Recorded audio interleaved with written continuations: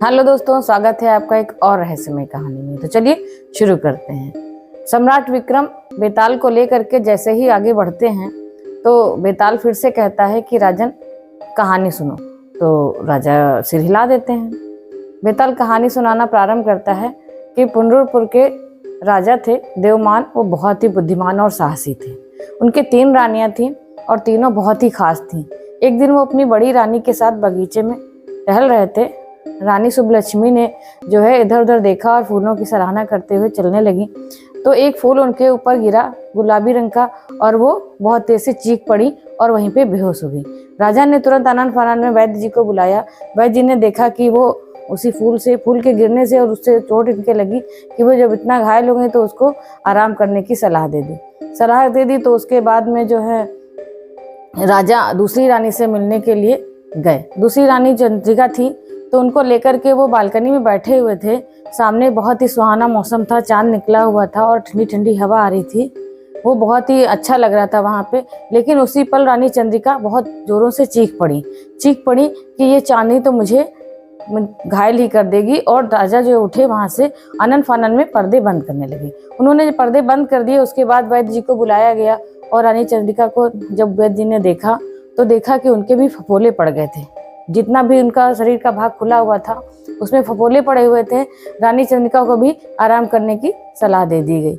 इसके बाद कुछ दिन जब बीत गए तो राजा जो है अपनी तीसरी रानी के साथ, उनका नाम मृणालिनी था, मृणालिनी के साथ घूमने के लिए जाना चाहते थे तो उनको बुलाया गया। राजा उनको लेकर के महल के कक्ष की ओर जा रहे थे, लेकिन उन्होंने तुरंत ही अपने कान पे ऐसे हाथ रखे और कहा, मुझे बहुत तेज से चीख मारी कि मुझे बहुत तेजी से कुछ सुनाई पड़ रहा। लेकिन वहाँ रसोई में मसाले कूटने की आवाज़ आ रही थी। उसके कूटने की जो उनको धमक लग रही थी उससे वो वहीं पे चीख के बेहोश हो गई। और वहाँ पे उनके भी यहाँ आसपास फफोले पड़ गए कान के आसपास। वैद्य जी को फिर बुलाया गया तो उन्होंने देखा कि मृणालिनी तो बहुत ही सुंदर थी, बहुत ही कोमल थी और इनको उसकी आवाज़ से इतने फफोले पड़ गए और घायल हो गए।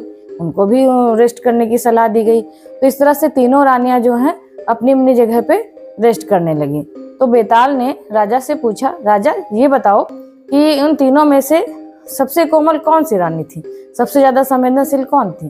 तो महाराज ने कहा कि तीनों रानियां वैसे तो बहुत खास थी, लेकिन बड़ी रानी शुभलक्ष्मी जो है उनको गुलाब के फूल से हाथ पे गिरने से उनके हाथ में और सब जगह चोट लग गई और फफोले पड़ गए।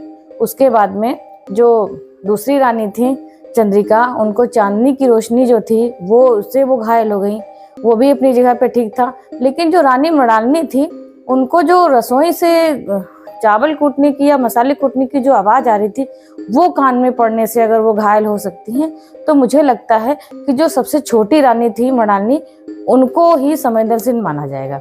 अब बेताल कहने लगा कि राजन तुमने बहुत सही उत्तर दिया है, इसलिए अब मैं तो चला। और वो ऐसा कह के तुरंत उनके कंधे से उतर के और सीधा उसी पेड़ पे जाके बैठ गया। तो राजा भी अब वापस उसको लेने के लिए चल दिए। तो ये थी आज की कहानी दोस्तों। मिलते हैं कल एक और नई रहस्यमय कहानी के साथ।